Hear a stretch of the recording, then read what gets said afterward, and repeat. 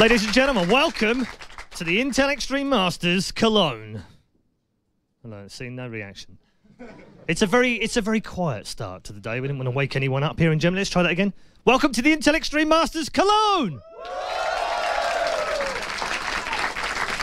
Yeah, they are awake, really. They were just testing you guys out on the internet to see whether you turned up your audio or not. Now you've all got blown eardrums. Welcome, my name's Paul Red Eye Challoner. And I'm Eefje Shock supporter, and I'm so excited for this weekend, an entire weekend full of top-notch League of Legends action. Absolutely right. Can't wait to get it all started. There's been a lot of changes, and of course, it's been 2 months since we've had a big international tournament like the Intel Extreme Masters, since the Worlds, and a lot of things have changed. And I know that a lot of people are excited to see how these new teams come out, especially you. Yeah, absolutely. I can't wait to see these teams. Well, almost all of them have got new lineups. Some of them even almost entirely new lineups. We're going to see which teams and which players crack under the stress, which teams thrive under that stress, and how they're going to do here. Yep, it's definitely going to be a weekend of change. That's going to be the theme for this weekend. And if you aren't aware of what the Intel Extreme Masters is, well, it's a good question. We'll start off with that today before we get into our first match. It is, of course, a multi-stop international global tournament for esports, for League of Legends and for StarCraft 2. This weekend, we're concentrating on League of Legends, but we've already been to Shanghai and we've already been to New York. And next week, we're in Singapore. But what we're really interested in is getting to the World Championship, which for the first time ever in Season 8 is headed off to Katowice. Now, if any of you are tuned in that remember League of Legends at Katowice earlier on this year, it was magical. Ladies and gentlemen, welcome wherever you are in the world right now. Thank you for tuning in live to Poland. This is the Intel Extreme Masters Season 7, Katowice!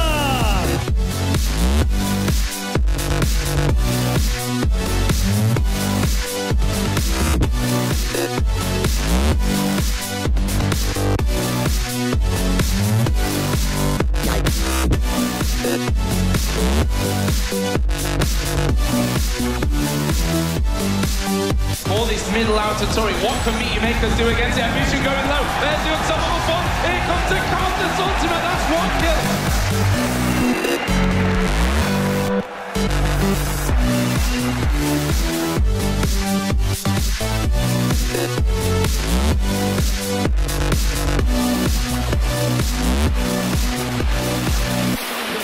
Two inhibitors down, and they're just going to pile straight up towards those super minions in the base.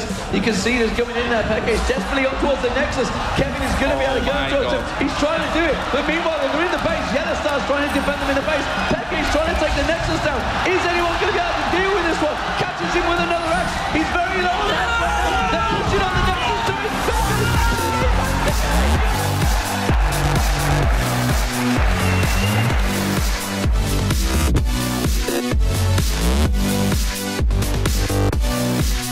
Please welcome to the stage, Azumu Blaze!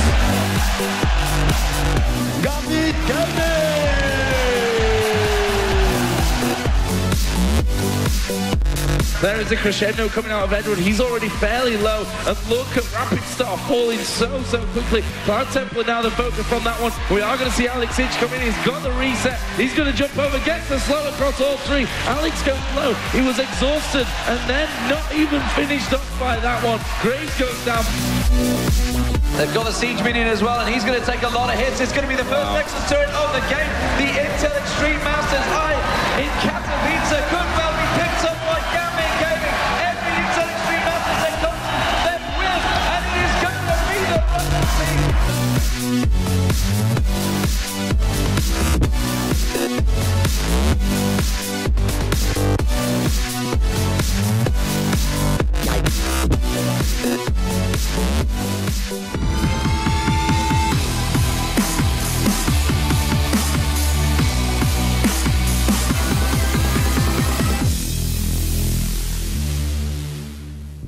So as you can see, some strong memories there from Katowice. I'm sure everyone watching and everyone here in the audience remembers that incredible game from Fnatic against SK. Hopefully we'll get more games like that this weekend.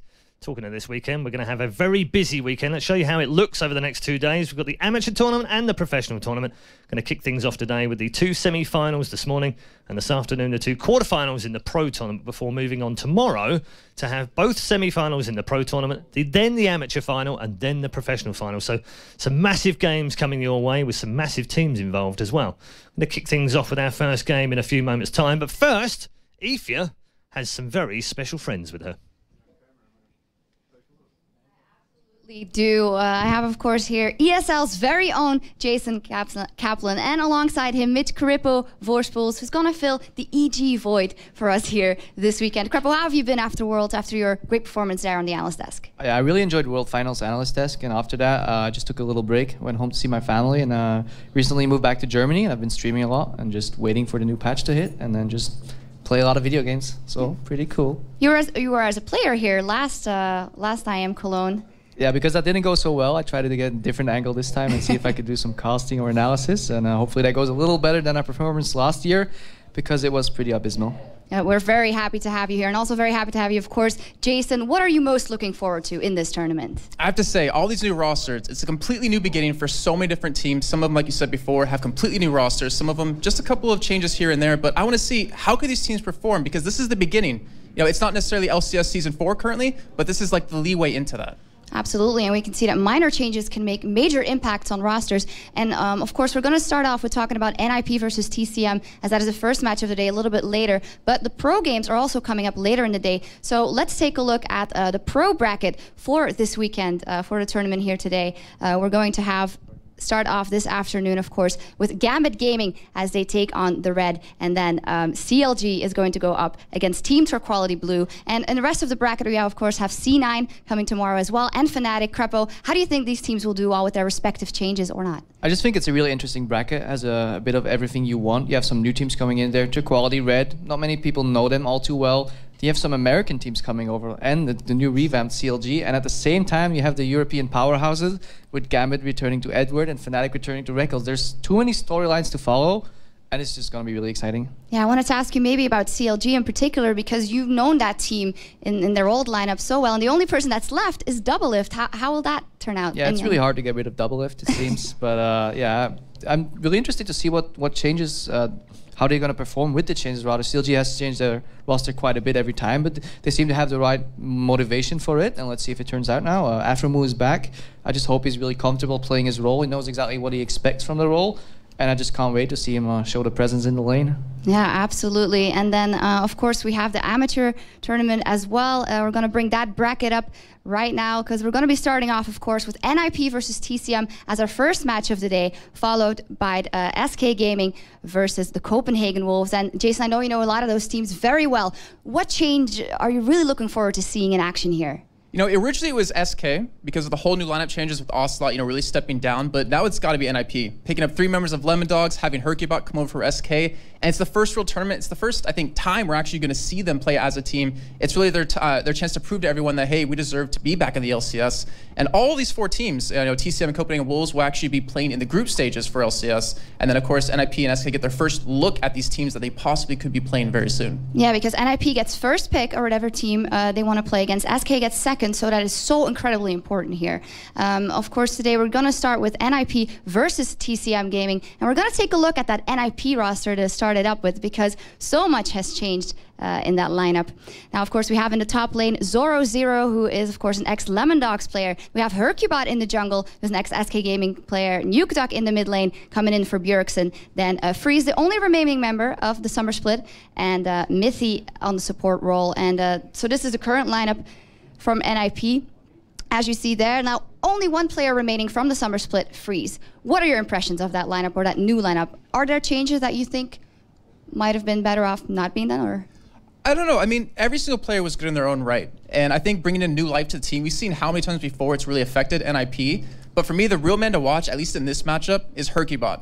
You know, in terms of Nukeduck, when he was playing previously with Lemon Dogs, he always had Dexter there. Always there to really help him out, always there to kind of give him some kills so he can carry the team. I want to know, can Hercubot do the same thing? And also, will NiP let Hercubot play champions he really enjoys? Because we saw the difference it made in him between the spring and summer split, when he could finally play something he enjoyed, like Lee Sin, where he won 5 out of 6 games, had a 10.4 KDA on him. It's really going to come down to that. Yeah, and Kreppo, I'd like to ask you maybe about the Bjergsen changeup, because Bjergsen was at the core of that team for the entire LCS last year, almost the entire and certainly the summer split, and you've played against them a lot of times with your team. How big of an impact is this going to make? I mean, as far as I understood, Bjergsen was one of the main shot callers within that team. So removing him, you remove a central piece of the team. That's why I think the change is pretty smart that they took on NukeDuck, but not only NukeDuck, they bring his former teammates with him. So he'll probably still have that synergy with Zoro at top lane. Mid lane top synergy is pretty good. We know HirakiBot is really good at getting his lanes ahead. Just making them win by getting really good timing ganks off. So that should be a really good core of 3 players. I know Alfonso, Miffy, the support really, really well, and he's just really damn good. So I don't think it matters who he's laning with. I just think the roster has a lot of potential, quote CLG, but I think they'll do it really, really. Now you're talking about Miffy, and Miffy has always been someone that we've seen last split as well, that he seems to be someone that makes calls and makes a lot of decisions. And before that, they had the Fisho doing that, who now moved to the manager role. Do you feel it's good that he's characteristically kind of a similar person to the Fisho? Yeah, I mean, they're both very, very smart players. We saw the change within Lemon Dogs when he came in for We Will Failure back in the summer split, and it was just completely different. It was like night and day. He's so smart out of the game. He's so smart in the game, and that's a really good asset to have on the team. So, you know, Freeze, who already played with Deficio, is going to find something really comfortable in his lane. Yeah, absolutely. And then on the other side, they're going to be playing versus TCM Gaming, of course, in our first match of the day. So let's take a look at that TCM roster. So, of course, we're going to have in the top lane, JWoww, in the jungle, Naruto, in the mid lane, Belgian Beast, on AD carry, Motroko, and Barney D on support, Crepo. 2 Belgians in that lineup. That must make you happy. Yeah, 1 Belgian last year and 2 Belgians this year, including the host. Maybe four in total now. Like, we're almost overtaking the entire League of Legends scene. I just hope this trend keeps on going. No, but seriously, Jason, your impressions, who's maybe the player to look out for in that TCM roster? It's a really scary thing because I called out 1 for NiP, but honestly, to me, there's 3 for TCM because you have to have Nurtador play well. He has to be able to follow HirakiBot around and stop him from getting NukeDuck ahead or even in the top lane for Zoro. Also, JWoww on the top lane, he's got to be able to go head-to-head against Zoro, who placed 2nd overall, you know, within the summer split of LCS once playoffs were finished. He's got to be able to really do that. And then also, Belgian Beast, he's got a lot on his hands. NukeDuck, when he's actually getting ahead, when he gets a couple of kills, he is so hard to stop, really hard to control. If he can do that, they might have a good chance at winning. You're talking about the junglers, and it's HirakiBot and Naruto have very different champion pools, at least if we go off of what we've seen in the past. How much do you think that will influence the game? I'm not really sure. I think it comes down to who can really play the champion they're comfortable with. That's key. I mean, we saw that with HirakiBot, we've seen it with Naruto many times. And then how they can use that champion to their advantage, how they can use it in these team fights, how their synergy really works. Because if we think about it, TCM have been around for a long time together as a team, or NiP, on the other hand, have just come together as a fresh new roster. So synergy might be on TCM's hands. Yeah, absolutely. So, Crepo, what do you think of this matchup? Who will take it? The favors obviously for NiP. They have more experience. TCM can throw them a curveball. I mean, they have no real pressure here. They're playing against an opponent that everybody deems better, so they have not too much pressure on them. They've played in a few LANs already, so they're used to the stage environment. They won't get too stressed out. I know Belgian Beast can hold his own. I've seen JWoww perform really well in some games. They have a shot, but I'll still give it to NiP. NiP, Jason?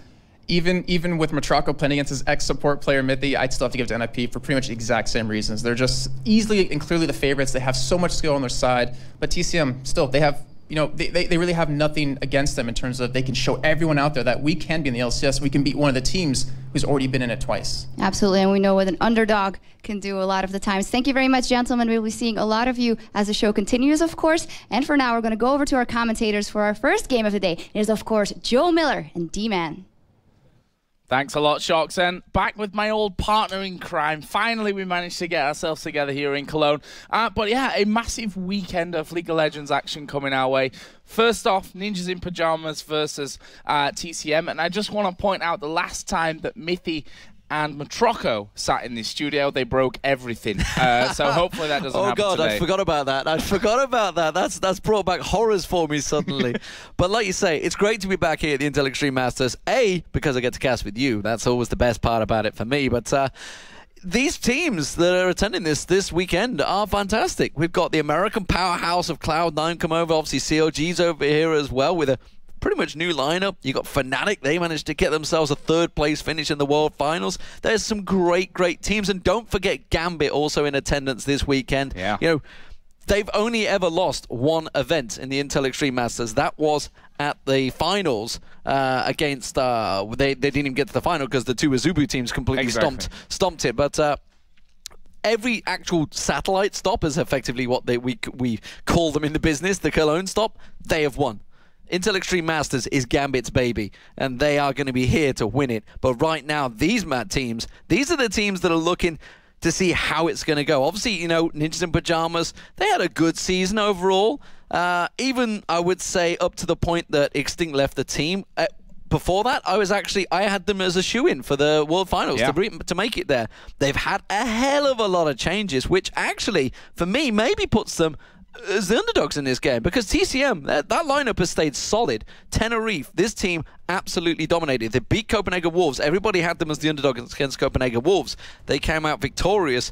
So TCM, for me, are the stronger team coming into this. Picks and bans going thick and fast. Remember, we're on 3.13. We're not on the preseason 3.14 patch because we can't really ask teams to do that with a 2-day warning before a tournament. So we are on the 3.13 patch. So this is the same as the World Finals, if my memory serves me correctly. So same picks and bans potentially, but the game has evolved already, and you can already see straight away Shyvana being banned out. He has been flavor of the month, I think it is, across all the pro scene. If you've been watching Korea, he's been one of the champions that have been pretty solid. However, another champion that's been solid throughout Korea has been Annie, and it's not been taken yet. But look at NiP. It's like Lemon Dogs revisited once again. There once again. Well, that's the funny thing, right, about NiP is that they're mostly Lemon Dogs at this point. They're 3 out of 5 men coming in from Lemon Dogs. You've got Hercubot from SK, you've got Freeze, who obviously was in the old NiP roster. So it's going to be really interesting to see how they fit into this one. In terms of picks, Lissandra are going to be picked up here. A champion which Zoro0 did, in fact, play in the summer split as well. So we're expecting that probably to go his way. We know that Nukeduck favors these more assassin-y type champions. As you can see, the Fizz was already taken out there. And that Kennen, and the Renekton, I should really say, against Zoro0 there. For TCM right now, hovering over the Varus. Already got the Zyra locked in for this one, which expecting to be in that support position. However, Belgian Beast has played Zyra in some of the qualifiers earlier on in the year. There's quite a few respect bans as well. I mean, if you look at the bans, they're not normal bans. They are targeted bans. So these teams have clearly had a lot of research against each other and sort of talked it out. I know for a fact NiP kicked everyone out of the press room so they could use that room as their team talk. Not too sure that's exactly was the global plan of when everything was laid out, but that's what they did. They occupied that. Leaguepedia were kicked out of there and NiP moved in. So they managed to get a plan, and that plan is in effect right now because there is Annie, what I've been talking about, as support, and Nunu. These are champions that have been played heavily in the OGN over the last few weeks. So let's see then what TCM finish off with here right now. We've got the Volibear in there for the jungle. Barney D's hovering over Garen.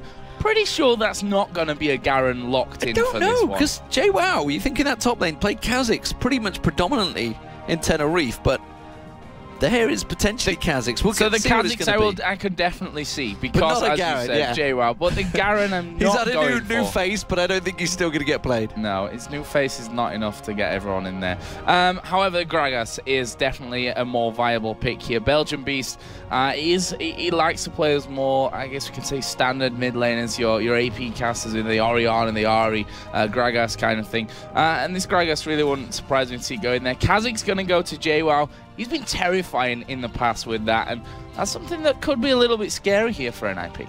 Yeah, and the Gragas pick is actually something, you know, I was talking to Crepo about. I don't want to break his thunder because it was a point that he brought up that obviously the pro players have picked up, but it's, you think back to the Shen taunts you used to be able to do, the flash, get across, get the taunt. You do the same thing with Gragas, you know, and his belly dash.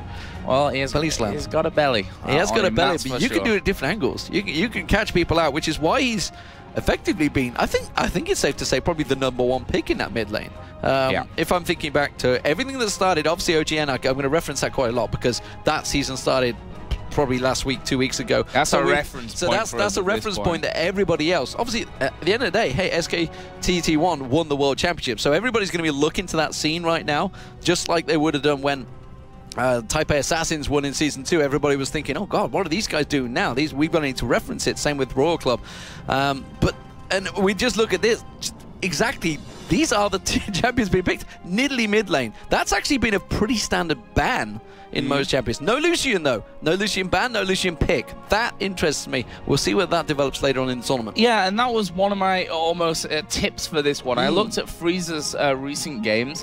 There was a lot of Lucian in there for Freeze. Whether that's something that's going to come out maybe later on in the tournament. Let's not forget that the pro and the amateur brackets are a little bit different in the fact that the amateur bracket is straight on semi-finals into a final. Obviously, we have a seeded quarter-finals, I guess we can call it, over in the pro bracket where Fnatic and Cloud9 as the highest seeds are actually in the semi-finals already. Gambit and the Red are going to face off against each other. And then on the bottom side, CLG and Team to Quality are going to face off each other. So we should point out that they are the highest seeds because of the voting. Exactly. It's not like a case of any favoritism, anything they finished higher. They're simply there because you guys they did finish higher as well, so it kind of fits. Cloud9 Gambit about the same. I think they're on the same stage, but from Europe and from North America, yeah, where they finished in this. But at the end of the day, they were the highest voted by you guys, the fans at home. You all voted on the teams to be here. It was all that put out there, so you guys decided on the teams that will be performing in this land. And well, I think it's going to be a fantastic one. There's Ninjas in Pajamas on your screen, the new lineup. Get a picture right there because these guys are going to be performing throughout the season if they can qualify for the LCS. And that's the big But right question. now, the Intel Extreme Masters here in Cologne is their target, and TCM Gaming is in the way. And well, this could be a interesting startup because we're getting to see how these teams have developed over the break, how they've handled having time off. Because some teams just fall apart. They just stop playing. Others sit and really practice. Think of Meet Your Makers back at DreamHack. Think how they came out the starting blocks. Think how Alternate came out the starting block. That's what we're going to be looking for from these teams.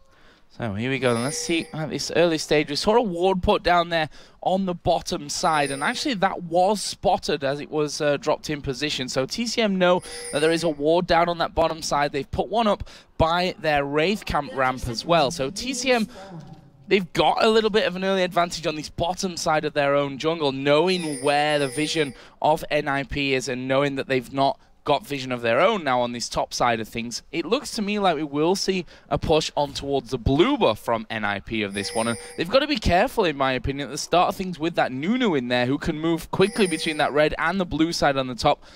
We could very well see a trade-off in buffs at this stage. Yeah, both looking like they're going to go for the blue invade. TCM actually have a very strong level 1 team. You think with the Zyra in there, the Volibear as well. There's a lot of danger for NiP, which is why they're staying quite distant. Zora Zero, this is a brave moment for him to go into that bush completely unseen. There's no vision whatsoever of what he's going to see going in there. The TCM are going to be making that move into the blue. You can see at the top of the screen as well, NiP, they're making their way in towards it. Spear lands nicely on towards Barney D there.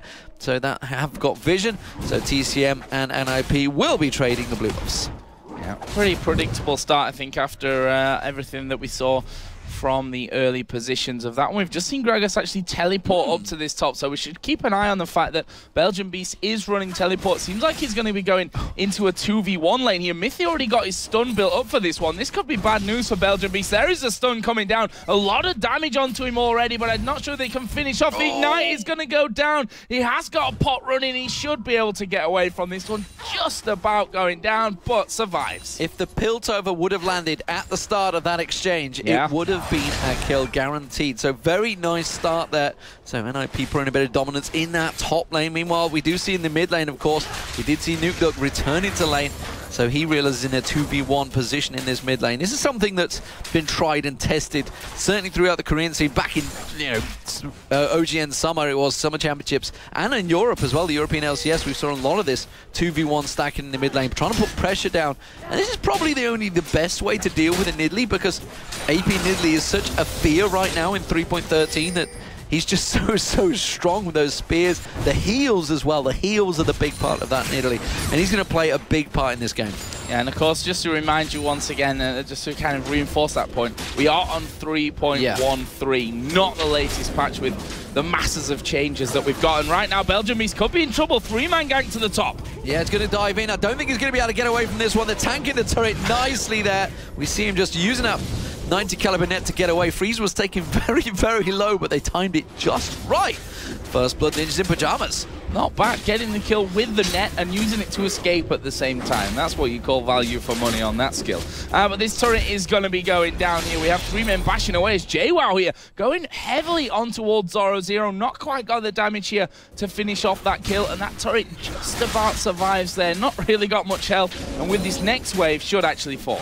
Yeah, this middle turret is in all sorts of trouble. We see Freeze making his way back here. I'm not too sure whether he's going to get there in time because Naruto, he's been tanking out those spears. And of course, the natural regen that you get with that dirty passive that Volibear has will help him out. That's going to be the first tower of the game. That's a quick tower. 4 minutes, 15 seconds. That one's gone down. But the pressure on top lane, are they going to be able to reply? I think they should. Yeah, I think so as well. Belgian Beast here is going to have another barrel to come out in just a sec to finish off. And we see that clearing out that wave before the turret actually goes down. As again, Zoro0 here in the bottom lane, taking a lot of damage. Ignite's actually taking on him. That's not going to be enough. One more tick would have done that one. He already starts to recall out. But JWoww, we can see he's actually a little bit behind in CS, but forcing Zoro0 out of the lane there is going to bring him right back and putting him in front. Meanwhile, that top turret does finally go down, which leaves the NiP with that first blood, tied in turrets, but at almost 1,000 gold up. I don't think teams really realize that these towers have been changed. They've been buffed. They're meant to be stronger. But inside 5 minutes, we've already got 2 outer turrets down.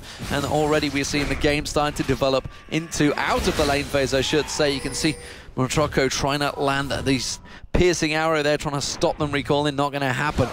How is this going to develop? Because we've had Zoro0 effectively playing as that AP. Could be a mid laner as a solo bottom lane. He's been up against JWoww. JWoww seemingly has had the better of him in lane, but in terms of CS, you can see right there on your screen, it is bang equal. So not really being pushed out. In fact, if you could just catch it with the audio, Zoro0 was laughing when he recalled with that Ignite on him as well. Having a laugh. And he actually saved his flash and Ignite during all that, so he does have both those available. Confidence. That's something that we should probably expect to see here. With a Nunu in the team, they are going to be going for a, let's call it 6-minute dragon at this point. I think Pink Ward goes down to see that there is no vision. They'll spot Barney D's Ward coming over the top of the wall, and he's going to have to try and steal pretty much alone this one. The Grasping Root comes in, but it will be taken down there by Hercubot Smite. Nice pickup for NiP. Yeah, 6-minute dragon. Fast play developing from Ninjas in Pyjamas here. Being very aggressive. So they're switching the lanes up. You can see now Freeze and Mithy, the new duo lane for Ninjas in Pyjamas, moving down against JWoww on that Kha'Zix once again. Kha'Zix worked so well for him in Tenerife, but have teams learned to develop, how to learn to change it? They've got 3 members coming down here, possibly 4, but there's already been pinged out. They were trying to gather around, and Mithy and Freeze already back up. Yeah, that ward giving them that vision that they needed. We're going to see Zoro0 and Belgian Beast going head-to-head. And actually, Belgian Beast playing very aggressive on that one. Will body slam straight in there. Neither of them hitting level 6 just yet, which is obviously going to be the big telling tale whether if the person that hits it first will actually go in. And it is Zoro0 that hits that level 6 mark first of all here. And we saw already that Belgian Beast losing a little bit of health from that last engagement. I'm not sure he wants to go head-to-head here. JWoww getting a bit too aggressive maybe in this mid lane here. Hercubot going to be going in there, putting as much damage down as he can. Barrier forced out of Nukdog, and he manages to survive. Naruto comes running in. Nukdog actually going to turn here after getting the heal off, and they're going to go after the bear. But will they be able to lock him down? They've got a big slow. They've got good damage out of Nukdog. Naruto misses, has to flash away. Passive will give him the regen as he tries to go back for a bit more and gets an ice ball to the face. Realizes he's pretty strong at this point, but well, that's just a little bit too deep play from JWoww. Maybe starting to feel a little bit of tensions in the team, realizing the pace of the game is going a little quicker than they would have feel, because Kha'Zix kind of needs those little bit of a lane phase, a little bit stronger required for him to start getting the farm going. But look at Hercubot coming around the backside. We already seen Belgian Beast. Is he going to back away? They're going to go for the blue steal. They took it at the start of the game, both teams. But look at NiP. They have coverage down the bottom as well. They may try and cover off both blues. Yeah, going to be so hard to stop this Nunu from doing that. And as you said, their own blue buff now is going to be the big target. They want Nidalee to be able to have that one. At the moment, there's no move being made towards that by TCM. And of course, they did trade those blue buffs right at the very start of the game. We finally see that JWoww heading around to check this one. We'll realize that that blue buff has now gone as they try to get possibly on towards Zoro0. This could be dangerous times. Hercubot, though, coming around. We see they've turned around on towards Belgian Beast. Ulti comes in. Absolute Zero not not going to do too much, but they're able to finish off. And now they turn around on towards JWoww, who has to flash away. He's going to go in with the Claw of Doom, and there's a double kill for Zoro0. Yeah, JWoww kind of baited in by his own team. Belgian Beast like, no, we can take them. Hercubot shows up. Then the question was there, but they'd already made the call to go in, and that backfired horribly. It's 4-0, and it's already a 3,000 gold advantage. That's going to build even further because that middle tower is taking damage. This inner turret is taking damage. NiP are looking strong in game 1.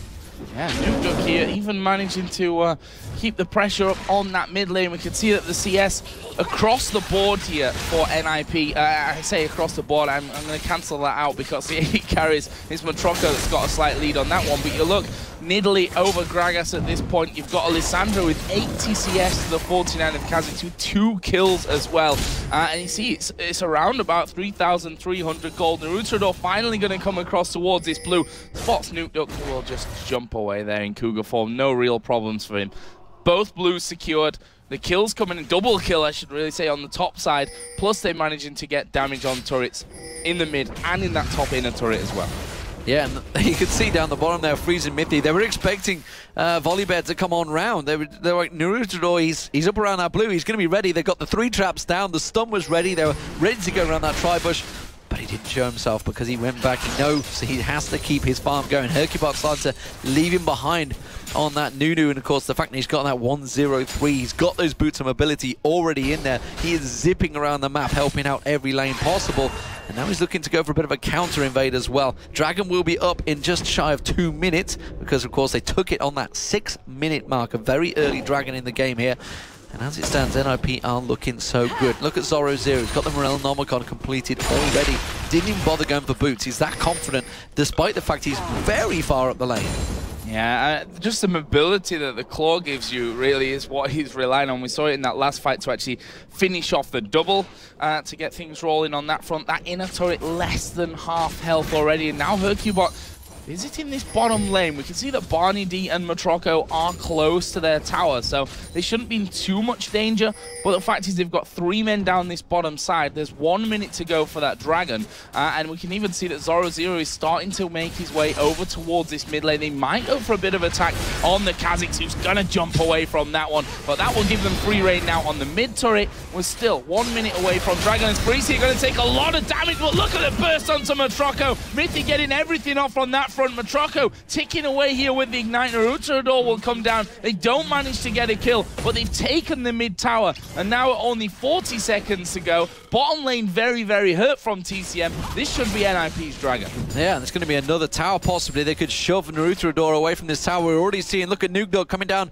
in that mid lane. He's coming around from the red, pouncing across, trying to cut across. You can see Matroko is actually pretty low. If he sticks around, he might find a spear landing on towards him. Instead, it's going to be Naruto. That spear is chunking him down already, and he's forced to back away from this one. Oh, the spear! Why did he come back? God only knows, but NiP picked themselves up a free kill, and now it's 5-0. And then just that team here for pushing towers down, the likes of Nunu for the Blood Boil onto your AD carry, the poke coming out from NiP, the constant threat of those big stuns from Mithy that we saw earlier on to get things rolling on that bottom lane. This is going to be another tower for NiP. We can see the Oracle there for Hercubot. He's going to clear out all the vision, and the Dragon spawning here. They've got that 4-man push team on the bottom lane. This is the second Dragon of the game. There's no challenge here from TCM. Yeah, Dragon leashed out with the spear. That's going to go down. It's maybe going to be Zoro0 in the top lane. They're going to try and focus, but he's already well out of there. The moment he spots JWoww coming around the side, he read that one like a book and just backs away from it. So TCM right now are hurting in every single lane. They are trying desperately, and think back to Matroko, that 20 CS lead he had. Now look at it. It's all square once again, and the Bloodthirster completed by Freeze first. Yeah, that's going to be a real problem for him. If I look at down the goal, it's 1,000 difference between the AD carries here. It's going to be even more now. Zoro0 is going to take that inner turret. And honestly, there's not been much of a challenge in terms of these towers and their defense from TCM. We saw in the mid lane, you get forced out by the Lissandra Nidalee threat there. They have 4 men to push the bottom tower down. TCM couldn't really do anything about any of them, and we can see here that blue buff spawn timer was already marked by Hercubot after they stole it the last time. They've got lots of cover for it this time around. That blue buff will be going the way of NukeDuck here, and they've got a complete control not only on the lanes, not only on the tower kills, but the jungle of their opposition as well. Well, I think Ninjas in Pyjamas fans will be wondering how these changes had affected the team, but you can see, I think it's seemingly worked very well. A strong opening here from NiP, looking to try and close out game one as quick as possible, it seems. The barrel goes out, throws Freeze actually in there. That's a great grasping root followed by Stranglethorn. He will go down. Good combo, and that's actually the first kill for TCM. Yeah, the first kill of the game going their way, and they threw a lot at it. Let's not mistake that. The barrel coming out there, the Stranglethorn's coming in as well, but a kill is a kill. That's what they're going to be looking for. I can see that some of the tweets coming in. You guys can do that by using the hashtag IEM as well. Willie Kit says, man, really aggressive posturing from both teams early. Going to be an explosive game. Well, right now, certainly NiP have had the better of that one. We can see that Hercubot continuing to keep control of the enemy jungle here, getting those wards cleared out with the Oracle, putting the wards of his own down, and you hear the low health pings coming in, and that's what you're going to hear a lot here, because NukeDuck's starting to do a lot of damage. He's not got that Athene's finish and just a couple of Doran's rings in there, so you just see what he's doing now and what the potential is, considering that those spears were hitting what should be the tankiest man in the entire team. Yeah, I mean, he's only 112 ability power, so yet to start hitting his peaks, and he's already doing some serious damage. That pink ward of Mythic desperately trying to fight out this bush area. The final grasping route will be cleared out. JWoww in that top lane. He was the savior of TCM in the, if you think back to the qualifiers, or technically was the qualifiers for the promo back in Tenerife, which they won, of course, beating Copenhagen Wolves in the finals. He was the savior for them. He's 56 CS behind Zoro0. Zoro0 is having a whale of a time in those solo lanes. He was getting pressured by JWoww early on. JWoww had to use that, but look at it. It's a 3-level difference between these two. JWoww cannot trade with Zoro0 anymore. And the funny thing is about Zoro0, if we cast our minds right back to the summer promotion, we were thinking, you know what, this guy, he's a brilliant player. He plays a lot of Malphite, but we're not quite sure if he can pull it out with anything else. Well, he's already had 2 bans against him, the Renekton and the Kennen against him in this one. He's playing a perfect Lissandra at this point as well. He is really coming to his own through this summer split. Now on this NiP team, they are looking incredibly strong for a team that haven't been together all that long. No, the spears. Barney D's got to be careful because he has not got as much health, and those spears will take half his health, just as we saw there, chunked straight down. I'm surprised Nidalee got through, actually, because he's been a pretty solid ban in every match that I've watched throughout the last few weeks. So it was surprising that he's been through. I don't think we're going to see him in game 2, that's for sure. Game 2, is it? No, definitely not. And there's a couple more bans. I mean, Annie hasn't had that much of an effect so far, so maybe they're going to feel free that one could get through. But as it stands, this siege, there's only going to be one winner in this siege. And you can see NiP just slowly working them down, the spear after spear. He's just gone off to the side, so this spear's going to come in around the sides now, and NukeDuck's just going to keep that pressure on. And TCM, they've managed to hold the siege back off for a moment. The blue buffs are worn out, so they just want to go and refresh. Yeah, gonna head back for that one. NukeDuck will be getting the blue on their side of the jungle. They still hold ward control on the TCM side of the map as well. So they've got that one when it actually spawns back in. But just to touch back onto Annie, he said not really that much of an impact that Myth has had just yet, but it only takes one team fight to land, you know, a good group stun in there, and you can pretty much call it game from that point. At this stage, certainly. 5-1 in kills, 4-1 in turrets, a massive gold lead developing your 4 ninjas in pajamas, and it's their game at this point. They control the pace of it. It's them who are going to be saying, all right, we're going to siege up now, or no, we're going to back off, refresh the buffs, push some of the other lanes out here. This game really is theirs to dictate at this stage. Yeah, so, I mean, for me, NiP are looking like a solid team. Bearing in mind, this is effectively 3 teams amalgamated into one right now. A little dash of SK, 3 Lemon Dogs, and of course, the remaining NiP member of Freeze, all in there and seemingly performing very well. I was talking to Deficio, who is now the manager, about how they've done in the training, how they've done in previous games. I'll go back to that in a moment because the action is kicking off. Rutronaut is going to go straight down. There's no way he's getting out of this unless he pulls a flash out, which he has! But the Ice Blast is there. Zoro0 stole it somehow. I didn't see what he got it with. Yeah, I think it was his Ignite there. He'd just thrown his Ignite down and Hercubot flashed over to throw the snowball at him anyway. A little bit greedy maybe, but no problems. Nukeduck here going to get ulted in. Up at the top side, Zoro being chased down here by JWoww. Going to get the slow off, gets the root as well. JWoww stopped in his tracks. He's going to keep going. Hercubot, meanwhile, in this mid lane taking a lot, but he gets the snowball off, and that will slow Gragas right down. Meanwhile, there is the jump in from JWoww. Is he going to be able to get caught out? Hercubot somehow still alive, but there is a snipe from Matroco. And 3 kills there being picked up by TCM. If there's a way to come back in the game, that's certainly going to be it. But they need to deal with Freeze here. Otherwise, they're going to lose another inner turret. It actually looks like they might want to make plays on turrets of their own, the way that they're pushing up this mid lane. Yeah, they're setting up to try and push that. What are they going to go for? I don't know. They've managed to hold off the turret. They're going to cut off Freeze here. You can see him heading down the river. Dragon is also up, so they may use that as an objective. Yes, they will. They need to get that golden experience. They've not been able to get it for the last 2 times, so instead they're going to let Freeze live. And after 3 kills and a Dragon, that's a nice turnaround. They're still 6,000 gold behind, but more of that would work very well in their favor. Yeah, 1 more of them, 2 more of them, and it's all good again for them.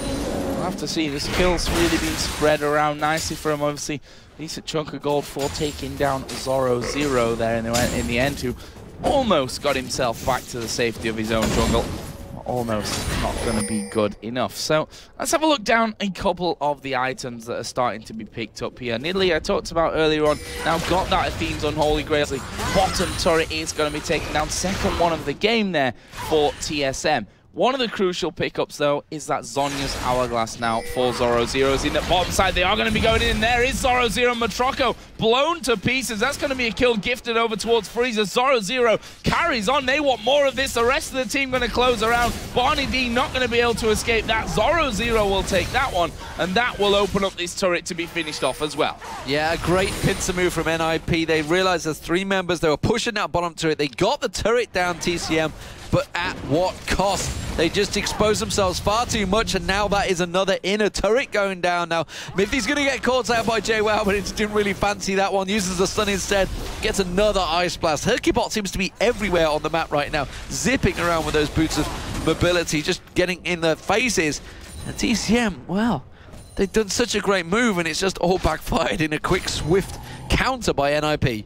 Yeah, I think they thought that NiP are going to loop round towards Baron there. We saw them start to move out onto that top side, maybe trying to catch them out, but as I said before, the control of the jungle from NiP has been really good, as there is a stun on towards Belgium. Zoro dives in there. He will be forced to use the ultimate on himself here. Did keep the Zhonyas for maybe next time around, which may have been a better option to go for Gragas when it comes down to it, but in the end, either way, no kill for either team coming out. Yeah, he had, like you say, he had that Zhonya's available. He did bait out the Stranglethorns as well, and could have made a play, but I don't think the rest of the team were like, you're a little bit mad there, mate. You're going a little bit too deep for our liking. We're doing well, but let's not get carried away here. It is only 8-4, and still 5-2 turret advantage. They don't need to get crazy, NiP. They can play just smartly, keep those items going. They've got a clear advantage in the items right now. You see that static shift just being completed by Freeze, as well as looking like he's going to go Last Whisper, of course he is. I was thinking Infinity Edge. I thought, is he really going to rush that? No, he's not. He's going Last Whisper.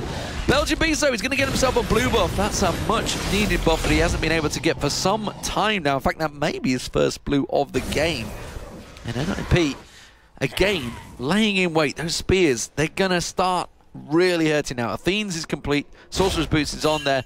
And the thing is, you throw the spear, pounce away, get this max distance. Obviously, that's been changed in 3.14, which is why he's been balanced out a little bit. But still, in 3.13, Nidalee is king right now. Or Queen, I guess you could say, yeah. Yeah, a lot of damage to be done there, as you said, using the whole mechanic of getting that distance even further. Zoro, we talked about him already, the damage that he's putting out, clearing out the waves like no one's business on this top side. He'd already pretty much soloed down on towards that inner turret earlier on in the game, and we can see that gold lead starting to stretch even further now. No attempts being done at Baron. No real even, bait fight set up here either from NiP at this stage of things. They're quite happy to keep pushing and using the power that they've got of that Nidalee to really siege down these turrets. And as I start to talk about Baron, we can see Mithy there with the oracles on, just making sure that they continue to hold the ward control of this top side of the TCM jungle. They've literally got nothing in their TCM at this point. NiP are doing a fantastic job. And look at, like you say, the ward coverage they have. The bottom, the top, they just got everything covered out, and they're starting to keep the pressure. You can see the bottom and top lane both pushed in with minions. So now the rest of the team, their one point of pressure that's required is the mid. Everybody is there from NiP gathered around, so they're trying to bait something out, trying to force them into coming out, taking full ward coverage, full vision of the Baron area. So now TCM, nothing in there. They have to brave it, which is what you see Barney D doing. He's having to use those plants to try and get any little bit of coverage, and they're so cautiously poking and peeking, trying to get any vision in towards that Baron area, because they've no idea.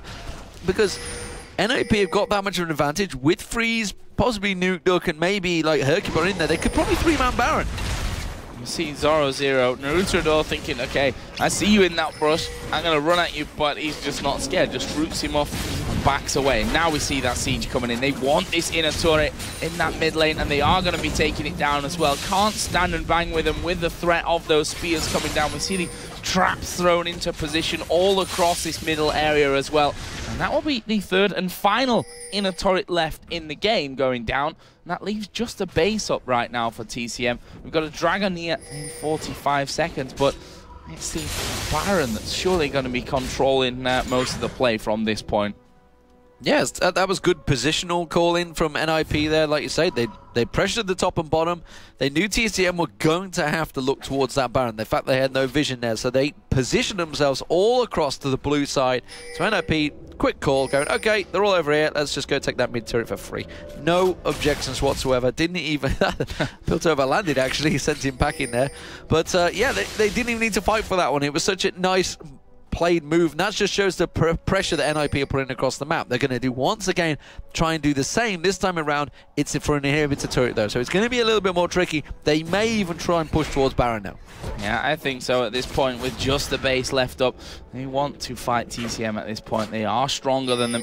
If they can draw them out, get one caught down with Zoro0, that could be a lot of damage. As Barney D going to take the ace in the hole. That will take half of his health away. The rest of NiP set up. Mithy got his stun charge, so Tibbers here in the jungle is going to stun everyone in his path. Like, there's no real problem about that one, so excited to see how this one all does kick off. But at the same time, the last couple of fights, TCM have looked a little bit better team-wise. But are they too far behind? That's what we're going to see here shortly. This is where we're hoping that 3.14 patch will turn things around. The fact that Dragon's available and nobody's really interested in it, they're just going off for a 2-man. So you'd have to have all 5 members there, but that's for another day, because right now at 3.13, it is all about the Baron dance. And that is what's happening. You see TCM all 5-man grouped up here. They're going to see that ward. They're going to clear that one out. Dragon has gone down, trying to desperately to shove in some vision control, but they've left their inhibitor fairly exposed here. Nuke Duck's actually pushed up on his own quite far. He's going to have the backup of Zoro0. The rest of the team will come around, and Matroco dangerously close there to get Nuke Duck. Nuke Duck could explode him if he lands those spears in the right place. Well, that's the thing. Dangerously close is the key there. We saw how close he was to Matroco, but still how much damage that spear actually did to him there. That's a telltale sign. And that area where TCM are right now is easy pickings for Nuke Duck. You don't miss I could land a spear there. I think we all could. That's the real problem for TCM. They've now spotted that, and they're like, guys, we have to loop around. We have to get away from this one. There's a spear onto Barney D. Naruto, the big tanky bear, dodged it quite conveniently there for Barney D to catch Scumbag. And that will leave NiP again with complete positioning control. A blue buff here for whoever wants it. It's going to be Hercubot by the looks of things. And again, they keep control of the Baron area. They're going to take red buff away. There's not much to work with here from TCM. Yeah, red and blue taken away. TCM thinking that NiP have all backed, and they actually are, so they're going to try and quickly rush up that middle, try and push out the pressure as quickly as they can. Quick shot tweeting in there, soaking about the lemons and pajamas. Lemons in pajamas. Okay, I could call them that. Lip? A bit lippy maybe, I don't know. They're looking super solid. They are indeed, Trevor. That is exactly what's happening. Clever play from TCM there. Reading the situation very well, realizing NiP had all backed, quickly shoving straight up that mid lane, taking down the inner turret. Yeah, inner turret, nice pickup, no doubt about that one. We can see that they're backing off, looks like towards a dragon, which unfortunately for them, they got the last before the last one. I don't know what. They got the one last dragon. before the last one. Yeah, but NiP obviously picking one up in between. That's already gone now. And that leaves them up on the Baron side once again. TCM got no vision of that one.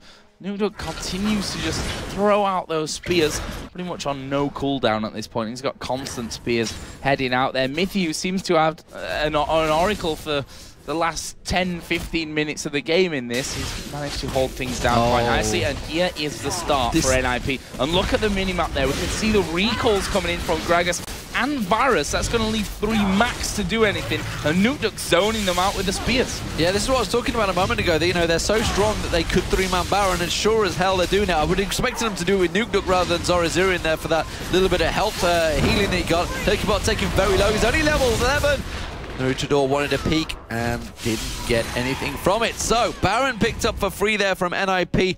No real contestation there. And Hercubot is going to go back. Still only level 12 and 11. These guys have been roaming a lot when you compare it to Zoro, Zero, and Freeze that are up at 17. So they've had a lot of lane experience stolen away from them, but it doesn't matter because the rest of NiP is so strong. So after that, there was 3,800 gold for Freeze to spend and 2,800 for Zoro Zero. That's a lot. And in terms of items, we can see now where that leaves them. An Infinity Edge added into the Bloodthirst, a Static Shield, picking up an Elixir as well. Yeah, it did go down. It did go Infinity Edge, it's just that confident. Yeah. In the top side of things, an Infinity Large Rod was picked up by Zoro Zero. He decides, you know what, I'm going to save that next 1,100 gold. I'll wait a little bit later for the finisher. To be honest, no one's built armor, so he's probably thinking, well, there's no point in Last Whisper. I may as well just get straight and get a load more critical damage in there. So, Ninjas in Pajamas with the Baron pushing up the mid lane. They haven't really got the bottom and top pushed too much with minions, but those spears are really starting to sting right now. We saw Motroko taking 1, can't take 2, that's for sure. Manrutrador just sidestepping that one, but that tower is already below half health. Nugduk's just waiting for his moment. Those spears are going to start being, I believe, because he's had a line of sight, they may not be visible sometimes if he's doing them just at the side there, but that's an easy turret there, and now they're going to move in on the inhibitor. Yeah, just a kind of step-by-step procedure at this point from NiP. Get close, get the spears in, poke them down till they have to back off, and then force those turret pickups, which right now with Freeze so strong, plus that Blood Boil coming out from Hercubot as well, he's taking these turrets down like nobody's business. There's not really a lot that can stop him. We see that NiP warding up in the lanes as they push the turrets down as well. They've got complete vision on that side of things. Meanwhile, Zoro Zero is actually pushing the top lane through. And Belgian Beast, we didn't really touch any apart from at level 1, actually. Is Naruto going to flash in there? It'll force a flash from Hercubot. But Belgian Beast, as we said, at level 1, but not since then, ran with teleport. And he had literally no impact on the game with that teleport so far. Yeah, well, the problem was, I think, just because NiP just played it so fast and loose at the start that obviously they picked Gragas, then they knew they were going to be up against an Ibli or something that's going to siege down turrets. They got a lot of wave clears. Zoro Zero actually in trouble, but he could turn his back around. No, he won't. JWoww comes in, and that unseen threat, Big Claw, comes in and finishes him off. Yeah, really nicely done there from JWoww. Actually, the Zonya's not used by Zoro Zero. I think he wanted to do it there at the exact point where JWoww just nailed him down. But 1 kill here and there, not the end of the world for NiP and their chances in this game. Obviously, they are running Baron there a mile ahead of this one, but still can't afford to really be giving these big kills or these kills away at any real point. You see there's Zoro Zero on the bottom right-hand side of your screen on player cam. He's got the hand warmers in. A little bit chilly here in Cologne, so definitely something to work with from that side of things, but they shouldn't be too worried here, NiP. I mean, as I said, step-by-step plan. He's a Scandinavian, he shouldn't be cold. Well, that's what I was wondering about as well. Well, actually saying that, he's a gamer, so he's indoors all the time. We did see Cyanide needing hand warmers. You know, this is a Finnish guy in Los Angeles. Yeah, well, the air conditioning in the Staples and the Galen was pretty intense, that's for sure. That's but Americans and their AC. Ninjas in Pajamas right now have complete domination. They have just shy of 11,000. It's going to go that way. Nugduk soloing out the Dragon himself. Baron buff is not far. It's going to wear off any second now, so that's going to go away. So that advantage is gone. But I don't think they're too worried about that because TCM are pushed in at their base, and you can see them desperately trying to clear it out. They have managed to get one of those inhibitors down, which means all the other lanes are pushing in nice and strongly. Zoro Zero is going to wipe out the top wave. The bottom lane is getting cleared by Motroko, but meanwhile they have to deal with not going too far up the lane because you can already see NiP making that move. The moment they saw Matrocco shifting along that lane, thought, oh, we might be able to get a free pick here. And once again, NiP take full control of TCM's half of the map. Yeah, and losing that AD carry, not just because of the damage, but the ultimate coming out there from Matrocco in these team fights will be crucial if they're to stand even a remote chance, I think, of having them one, of winning them. Zoro0 actually, when he did die to JWoww, he had enough gold then to finish off that Rabadon's death cap as well, which is why he was maybe thinking, you know what, I'm just going to go for this anyway. If I die, no big deal. I can go back, get my death cap, come back even stronger. But Mithy, again, we talked about how instrumental he was for the Lemon Dogs in their change around last season. He's playing a brilliant game so far here with his Annie. It's easy to say that, obviously, when you've had a big lead for most of the game. We'll see how the pressure really comes through there. So an ace in the hole comes in. Naruto-do's done a great job of not blocking anything for his squishier team members. They tried to combo that. Ace in the hole and spear would have dropped Matrocco in one. That's what they were trying to do. You saw the ace in the hole and that knocked half the health off. If the spear had gone in, he would have been dead. So that's what they're trying to do. That was so close. Matrocco just thinking, okay, I'm playing a risky game here. I'm going to have to make sure those spears don't land in there. So they're trying the 5-man siege this time around. But the Gragas barrels now are strong enough that they can clear those waves pretty quick. The piercing arrow, that's going to go straight down the line. They're going to clear out this wave. So NiP at the moment are being stalled out quite nicely by TCM. But it is a waiting game. Yeah, and in this scenario, you can dodge those spears all day. My opinion is that Naruto still needs to be the man at the front. You see there, even him as the big tanky bear, those spears ripping pieces out of him, but certainly can't afford the AD carry to be getting hit by them, and he should be the one, if anyone's to take it, he should be the one to do that. Belgian Beast there just body slamming out of range of another one from Nukeduck, and the thing is they've got the heal coming out here as well from Nukeduck, which is certainly a big chunk of health as well. The Hercubot can obviously get back in there, but they've managed to catch out Nukeduck. He's going to get exploded, but there the ulti's being strung together. Freeze doing a good job there as he's now on that killing spree. They go back in towards the tower. That was a 1-for-1. They lose JWoww, but take down Nukeduck in the process. The question is, will NiP back off from this one? Freeze didn't lose any health. He's got that Bloodthirster for the sustain. I think they can keep pushing here. Yeah, they're keeping getting a couple of shots in there. Once again, Barney D back in there. Stranglethorn's not available now, and nor is Chain of Corruption. So like you say, those big ultis are down, and NiP are forced to back off. So the siege backfired, didn't work out too well. The inhibitor will be respawning as well. There it is, back on your screen. So again, TCM have weathered the storm a little bit here. A little bit CLG-esque maybe, who knows, long time ago that happened. It is still 11,000 gold differential, 7-3 in kills, in towers, sorry, and 10-6 in kills. But TCM, they're back in the game maybe. Can they keep it going? Naruto, he's going to get stronger. He's going to start weathering the storm out. JWoww is starting to become scary. You saw how quick he took down Nukeduck, even in a 5-on-1. He leapt in there, saw his opportunity, caught them out when Belgian Boost landed that barrel. That barrel itself did do a lot of damage. TCM may be able to contest this next Baron, because remember, they have Gragas. Gragas is like the prime example of contesting Baron. If they can keep the coverage around there, if they can keep hold of this vision, which they're trying to do right now.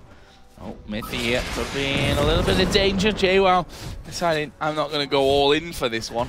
Jumped straight over the top of the wall for him. Oh, they've caught themselves out of position. That's it. This is just a simple positioning mistake here from TCM. NiP just going straight up this mid lane. They're going to go in for that inhibitor, trying to use the spears to keep them in that narrow corridor as Naruto going to come chasing down. Mithy is going to get singled out and finished off here by JWoww, but the rest of NiP trot on down to that bottom inhibitor turret, pick that one up, but they managed to land the ult onto Hercubot. They're going to keep going from this one as they bring Zoro0 back. He will ult onto himself. Ace in the hole comes through as well. Zoro0 using the Zhonya's. Freeze going to get knocked up by the Stranglethorns, but they might be able to clean up here. Freeze gets himself the double kill. Nukeduck going to jump off into Cougar form as they try to chase. Either way, this is an inhibitor, a second inhibitor here for NiP. Will they back out? Will they continue pushing? I'm not too sure. They need to back away from this one. I feel Matrocco back out there with those speedy boots. He's just charging around, but Freeze, perfect positioning from Freeze there. Just kept out of the danger. and picked himself up another bunch of kills. 6-1-1, and with that last Whisper, Infinity Edge, Bloodthirster, and Static Shift, he is doing massive amounts of damage at the back. This is the AD carrier's time to shine. JWoww, I thought, was going to get himself in a great position because he took down Mithy just at the side. He was primed and ready to come in at the side and maybe try and pounce onto someone, pounce onto that AD carrier at the back while the rest of the team was preoccupied.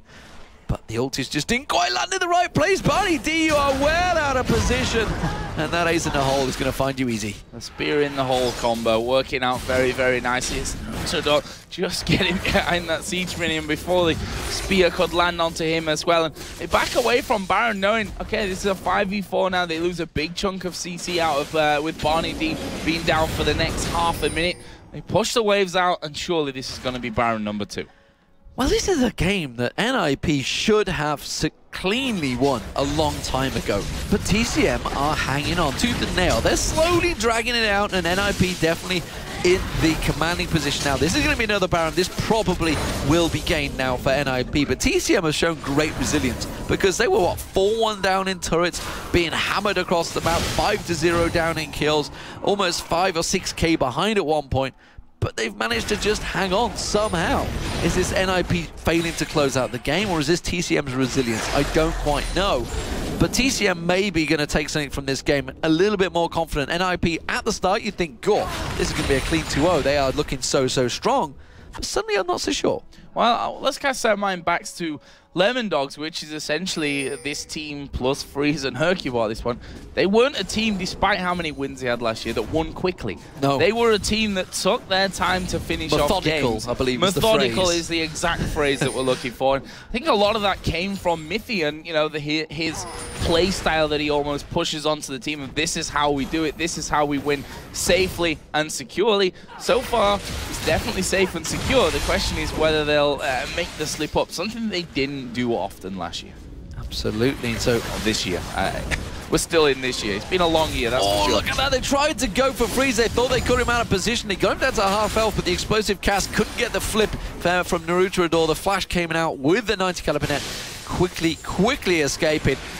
And they do manage to try and keep that siege away, but look at that. You see 1,000 crit plus coming out from Freeze there onto the minions. That tower just getting absolutely pounded down by those shots. He just needs a couple of free moments on it, and he will chunk the rest of it down. TCM realizing this could be the end of game 1. Yeah, if they don't kill Freeze, this game is way over. There's Tibbers coming down. They do dive on towards Nuke Duck. He's actually going to pop his Zonias. Freeze is right in the middle of the pack here, chipping away. And I say chipping away with the sledgehammer kind of style there, destroying everyone in his path. Belgium Beast gets sniped off. Triple kill. Can he finish off? Yes, he can. Quadra kill here for Freeze. And that will signal the end of game number 1 as NiP pick up their first major tournament victory here with the new lineup. Brilliant play. He really wanted the penta there, but it wasn't available to him. So quadra kill it was.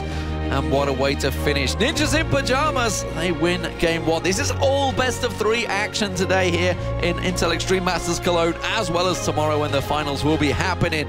But game 1, first blood to NiP. And they are looking strong considering they've got a complete new lineup. They started off strong. Maybe that just like the fact that they couldn't close out was part of that. You know, the shot calling was pretty strong at times, but maybe there's still just those little bit of tweaks that are required. Yeah, I think, you know, finishing off the game safely and quickly is something that maybe comes at the end of a team's development, to be honest. That's, you know, getting into the lead in the first place is what you work on first. Well, I mean, closing out is something that you have to develop later. The original part, I guess, is from the individual skill, the individual talent. Winning them lanes is all about the individual skill. Pulling together as the team, the teamwork, that's what's going to take the time from them. Well, we're going to head over to Red Eye at the social media desk, who's going to break you through a little bit of your guys' tweets and Facebook action. Thanks, Joe. Yeah, we're going to do that a little bit later on, actually. We've got a competition for you to start with, however. A chance to win the HyperX headset in front of me right now, and also the 8 gig of RAM. We're going to give some chances in the audience as well, you'll be pleased to hear today. But first of all, we're going to run a competition on our Facebook page, which is facebook.com/IEM. Simple as that, the 3 letters that you want. Pop along there right now. We've just done this, or rather I should say the Hubner has just done this. Now, if you don't know who the Hubner is, We'll try and fish him out later for an interview. But he has just posted how you can win our double HyperX pack, I guess we'd call it, courtesy of Kingston. And all you've got to do is create a mascot for your favourite team playing here this weekend at the Intel Extreme Masters. Open to everyone. You can post it on the actual comments, okay? So as long as you do that, we'll be all good. When we come back, we will be getting underway with game number 2 in match number 1 of the semi-finals here at the Intel Extreme Masters. Don't go too far away.